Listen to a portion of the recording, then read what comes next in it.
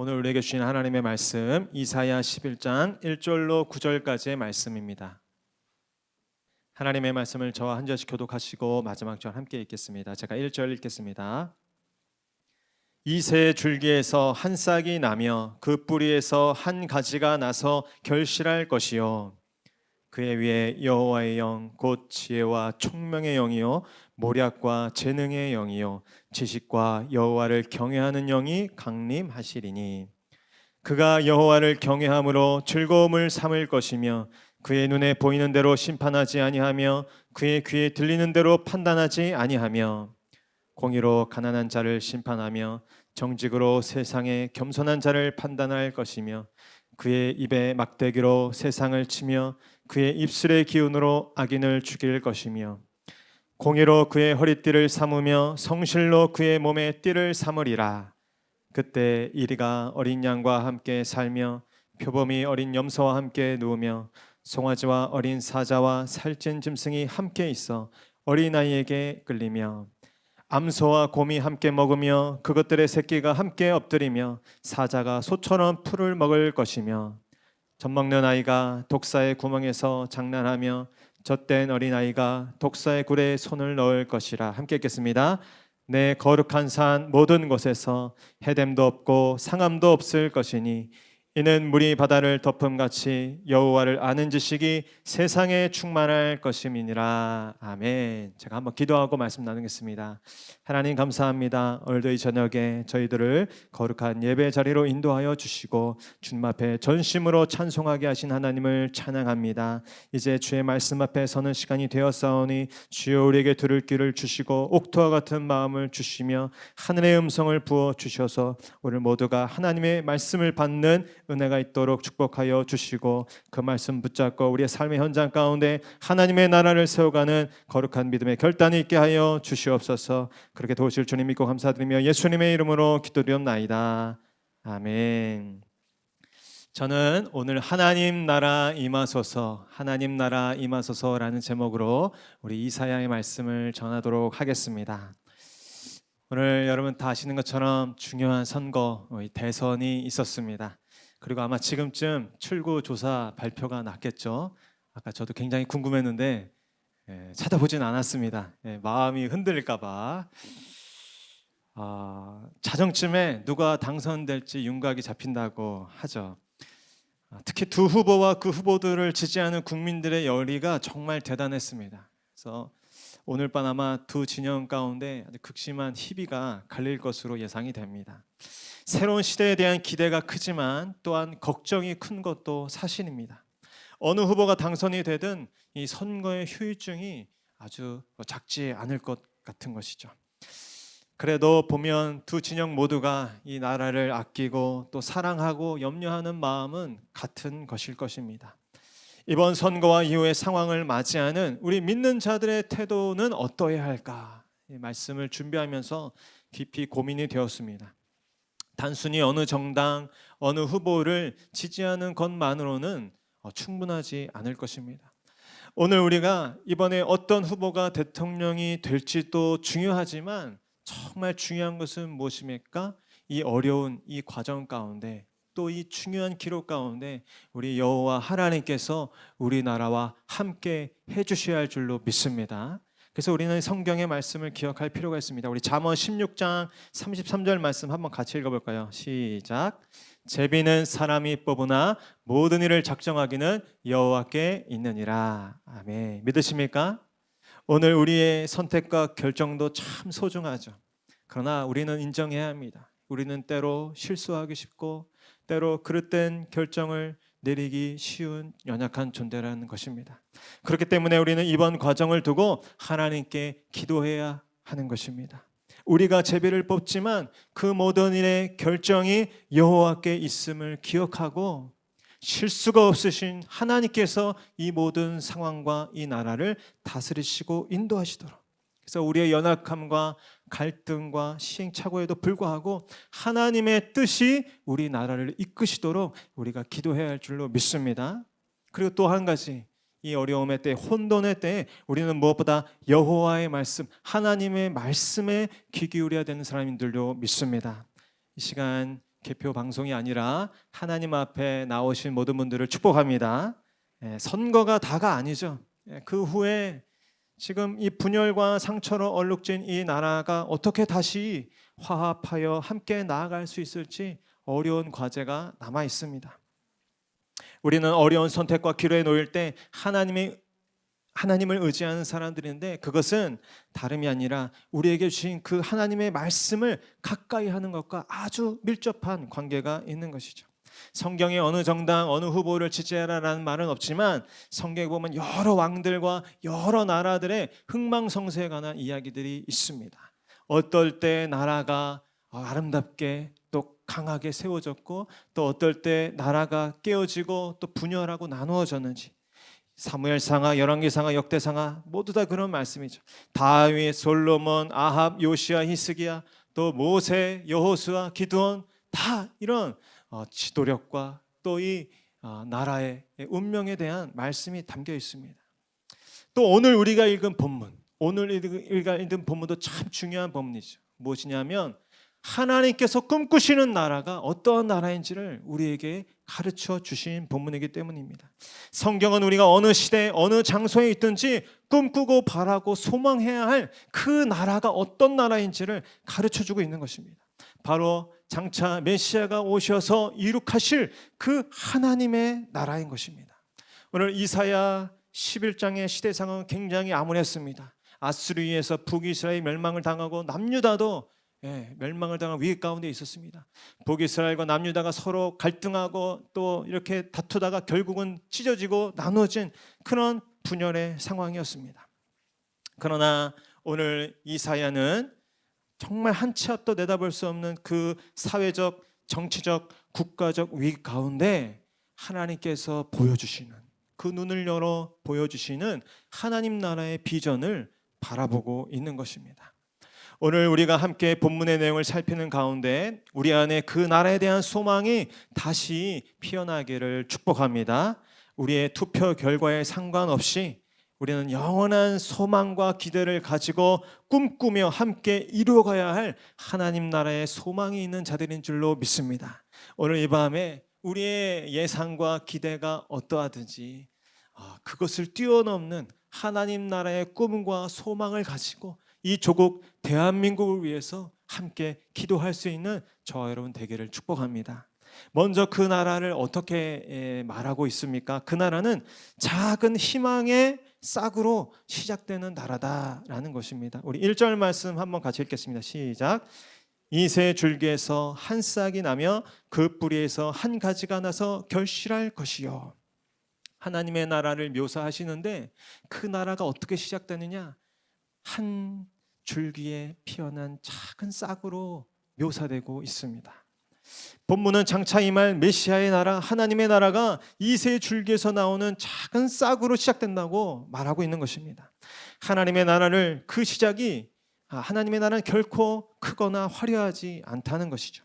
마치 나무의 한 가지에서 피어나는 작은 싹처럼 피어난다는 것입니다. 우리 예수님이 이 땅에 오실 때 모습을 한번 기억해 보십시오. 정말 그 초라한 이 허름한 마구간 그 구유의 작은 아기의 모습으로 탄생하시지 않으셨습니까? 또한 본문에 보면 메시아를 오시는데 기왕이면은 이새의 줄기보다는 다윗의 줄기라는 말을 쓰면 좋을 텐데 이새의 줄기라는 말을 썼어요. 무슨 의미입니까? 다윗이 이미 위대한 왕, 영광스러운 왕이 됐을 때의 모습이 아니라 정말 이새의 그 7번째 아들, 정말 다른 아들 그 후보에도 끼지 못했던 그 비참하고 연약하고 초라했던 그 모습이 장차 임할 메시아 왕국의 첫 인상이라는 거예요. 한 싹에 해당되는 히브리어 단어가 네제르라는 단어인데 어디서 많이 들어보셨죠? 예수님이 자라신 동네인 나사렛이라는 동네 어원과 같습니다. 그래서 나다나엘이 예수님이 오셨을 때 나사렛에서 무슨 선한 것이 나겠느냐 하는 것처럼 그 나사렛이라는 동네는 아주 형편없는 초라한 동네였던 것입니다. 그러나 예수님은 그 여린 싹으로 오셔서 이 땅의 작은 자들, 가난한 자들, 소외된 자들과 함께 하셨던 것입니다. 마치 바짝 마른 줄기와 같은 생명의 기운이라고는 찾아볼 수 없는 그때에 희망이 다 사라진 듯한 그때에 비천한 마구간에 한 작은 싹으로 오신 것입니다. 무엇을 의미합니까? 하나님의 나라는 세상의 힘과 권력으로 세워지는 나라가 아니다라는 것입니다. 하나님의 나라는 겨자씨 한 알과 같습니다. 처음에는 작고 약하게 시작합니다. 교회는 세상의 강함과 부함을 부러워하는 자들이 아닌 것입니다. 오히려 자신의 약함을 자랑하는 자들이죠. 왜냐하면 그 약함 가운데 하나님의 능력이 머무는 것을 알기 때문입니다. 왜 이렇게 하나님께서는 그 나라를 작게 묘사하시고 있을까요? 저는 이 말씀을 묵상하면서 그 나라 가운데 누구든지 힘 있는 자들인지 힘 없는 자들이든지 지위가 높은 사람이든지 지위가 낮은 자들인지 또 인생의 보폭이 큰 사람이든지 좁은 사람이든지 누구나 다 쉽게 참여할 수 있도록, 어떻게 보면 작고 만만하게 그 나라가 지금 시작되고 있는 것입니다. 여러분, 오늘날 교회의 문턱이 어떻습니까? 주변에 세상에 있는 이웃 우리 불신자들이 교회에 들어오기에 우리 교회 문턱은 어떻습니까? 우리 교회는 지금 벽을 쌓고 있습니까? 아니면 작은 길을 내고 있는 사람들입니까? 어떤 장애인이 이런 말을 하는 것을 들었어요. 휠체어를 타는 분이셨는데 대중교통 계단을 이용할 때 어떤 사람들에게는 작은 계단이지만 어떤 사람들에게는 내 인생을 가로막는 벽처럼, 장벽처럼 느껴진다는 것이에요. 우리 교회는 이 장벽을 허물고 더 낮은 모습으로, 어떻게 보면 세상 가운데 만만한 모습으로 어떤 자든지, 어떤 연약한 자든지, 어떠한 낮은 자든지 다 와서 참여하고 함께 기뻐할 수 있는 그 나라가 되어야 될 줄로 믿습니다. 두 번째로 그 나라는 어떠한 나라입니까? 여호와의 영이 다스리시는 나라입니다. 우리 2절 말씀 한번 같이 읽겠습니다. 시작. 그의 위에 여호와의 영 곧 지혜와 총명의 영이요 모략과 재능의 영이요 지식과 여호와를 경외하는 영이 강림하시리니. 아멘. 여기서 여호와의 영은 성령을 의미하는 것이죠. 그 위에 여호와의 영이 있었다는 말은 우리 메시아이신 예수님께서 그의 사역 가운데 늘 성령과 동행하심을 예언하신 말씀입니다. 하나님의 나라는 인간적인 지혜와 편법과 또 재력과 어떤 수완으로 세워지는 나라가 아니라는 것입니다. 거룩한 성령의 능력으로 기름 부음 받은 여호와의 영에 감동된 사람들로 인하여서 세워지는 나라인 것입니다. 소년에 불과한 다윗이 여호와의 영에 기름 부음 받았을 때 그 골리앗을 쓰러뜨리는 것이죠. 오늘 보면 여호와의 영, 그 성령의 6가지 속성이 2개씩 짝을이로 세 쌍으로 나타나고 있습니다. 저를 한번 따라가실까요? 지혜와 총명의 영, 사물의 어떤 본성을 파악하는 능력과 어떤 그 사물들의 차이를 식별하는 능력을 의미합니다. 또 한 가지, 모략과 재능의 영, 올바른 판단을 내리는 능력이고 또 그것을 수행할 수 있는 능력을 의미합니다. 또 따르시죠. 지혜와 여호와를 경외하는 영. 여호와를 아는 지식과 그 경건이 조화를 이루어서 하나님의 뜻을 분별하고 그 뜻을 완성해가는 능력, 그것이 바로 성령의 능력이다라는 것입니다. 예수님은 항상 이 여호와의 영이신 성령과 함께 일하셨죠. 그래서 예수님의 모든 삶과 가르침과 그 사역을 살펴보면 이러한 지혜와 총명, 그리고 모략과 재능의 영, 지식과 여호와를 경외하는 영이신 성령의 역사와 능력이 나타났던 것입니다. 하나님의 나라를 세우는 사람들은 성령의 사람들입니다.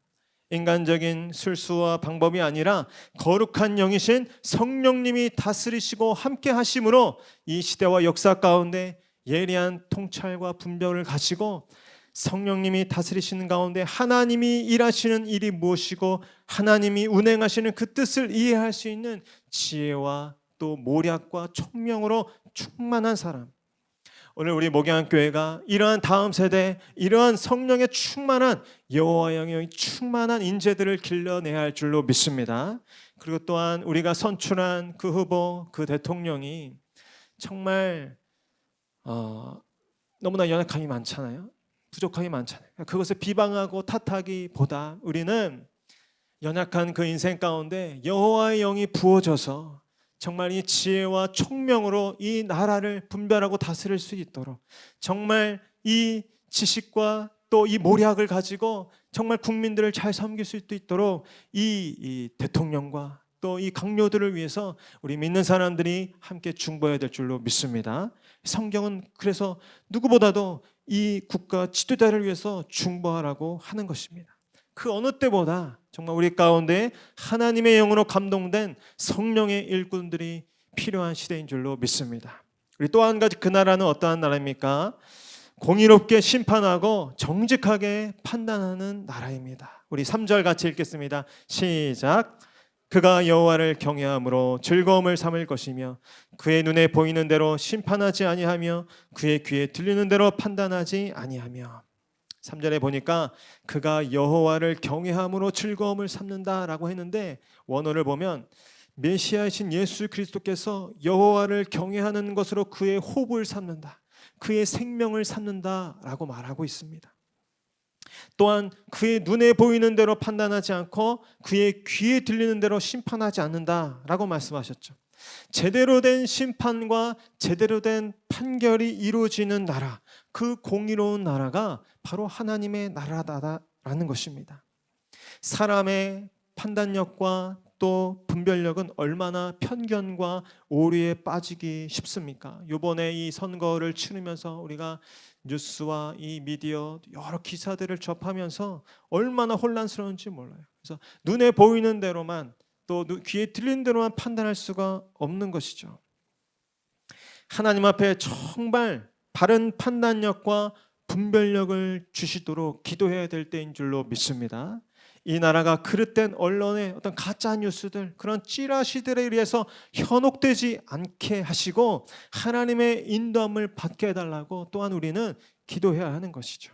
우리 4절 5절도 이어서 같이 읽겠습니다. 시작. 공의로 세상의 겸손한 자를 판단할 것이며 그의 입에 막대기로 세상을 치며 그의 입술의 기운으로 악인을 죽일 것이며 공의로 그의 허리에 띠를 삼으며 성실로 그의 몸에 띠를 삼으리라. 아멘. 메시아는 완전한 공의와 또 정직으로 세상을 심판하시고 판단하실 것이다 라는 것입니다. 메시아는 그 심판과 판단이 어떤 사람이 가진 소유나 권력이나 어떤 지위의 고하에 따라 불리하게 또 불이하게 이루어지지 않습니다. 겉모습으로 판단하거나 또 차별하지 않습니다. 완전한 공의와 정직으로 세상을 심판하실 것이다 라는 것입니다. 그분의 공의로 또 그의 허리띠를 띠시고 성실로 그의 몸에 띠를 띠신다고 말씀하십니다. 예수는 이 땅에 오셔서 그런 삶을 사셨죠. 정말 공의로운 나라, 정직한 세상을 이 땅 가운데 시작하셨습니다. 우리가 지금의 현실을 바라보면 너무나 실망스럽고 낙심될 때가 많지만, 그러나 우리 믿는 자들은 그 완전한 공의와 또 정직의 나라가 임할 것을 믿고 그 나라를 소망하며 그 나라를 이 땅 가운데 시작하고 꿈꾸는 자들이 되어야 될 줄로 믿습니다. 본문에 보면 악인들이 그의 입에 막대기와 입술의 기운으로 심판을 받는다라고 말씀하고 있어요. 여호와의 말씀의 권세와 권능이 강력해서 악인들이 도저히 그 불의를 행하고 악을 저지르면서 살 수 없는, 견딜 수 없는 세상이 하나님의 나라라는 것입니다. 오늘날의 나라가 어떻습니까? 좋은 세상, 좋은 나라는 악인들이 견딜 수 없는 나라. 그러나 우리의 사법부, 법조계가 어떻습니까? 다 그런 건 아니지만 뇌물을 수수하고 또 여러 가지 인맥과 이해관계를 따라 판결하고 결정하는 일들이 심심치 않게 벌어지고 있습니다. 정말 하나님께서 공의로 심판하시고 정직하게 다스리시는, 판단하시는 그 나라를 우리는 기도해야 하는 것이죠. 그러나 그것은 먼 나중의 이야기가 아니라 먼저 우리의 가까운 가정 안에서 또 우리의 매일매일의 직장생활 속에서 이웃과의 관계 속에서 그러한 공의가 무시되고 있지는 않은지, 그러한 정의가 짓밟히고 있지는 않은지, 훼손되고 있지는 않은지를 잘 살피고 가까운 우리의 삶의 자리로부터 그 공의와 정직이 세워져야 할 줄로 믿습니다. 그렇게 우리가 세상의 기준보다 더 분명한 철저한 공의와 정의의 기준으로 그 나라를 세워갈 때 사람들은 그 나라의 거룩함을 보고 그 나라 가운데 나오게 될 줄로 믿습니다. 우리 또 한 가지 그 나라를 이렇게 묘사하고 있습니다. 강자와 약자가 하나 되는 평화의 나라다라는 것입니다. 우리 6절로 8절까지 이어서 같이 읽겠습니다. 시작.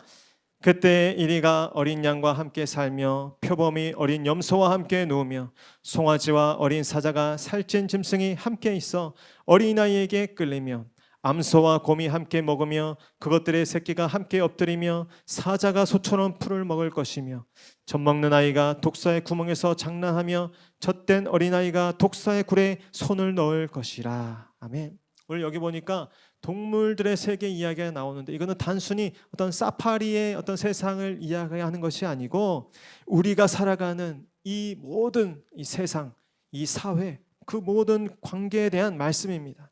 6절에 보니까 그때 이리가 어린 양과 함께 살며 라고 말하고 있습니다.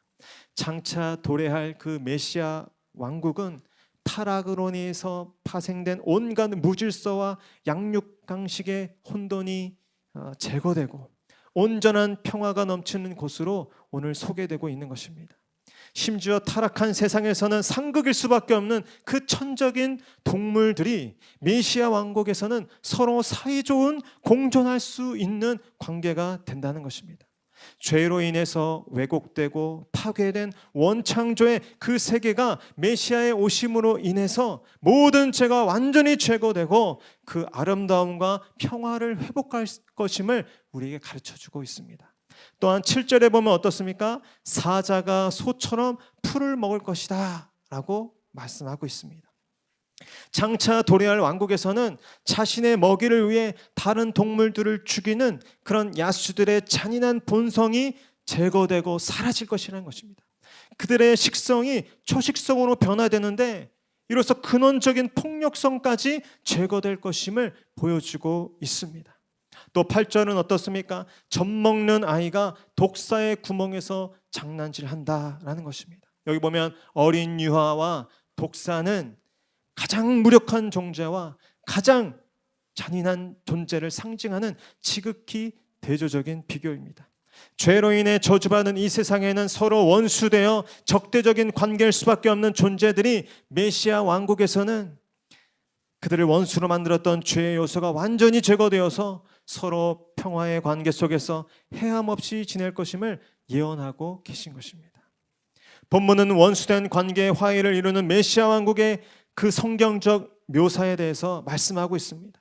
이것은 우리가 그러나 기억할 것은 근본적이며 완전한 화해와 평화는 오직 그리스도께서 만물을 통일하시는 그 마지막 날에 완성이 되는 것이죠.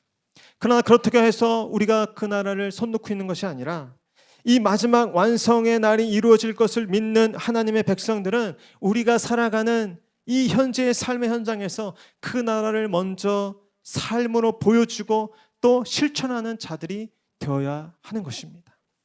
정글 같은 양육강식의 그 야만 질서가 이 한국 사회를 집어삼키려 하고 있습니다.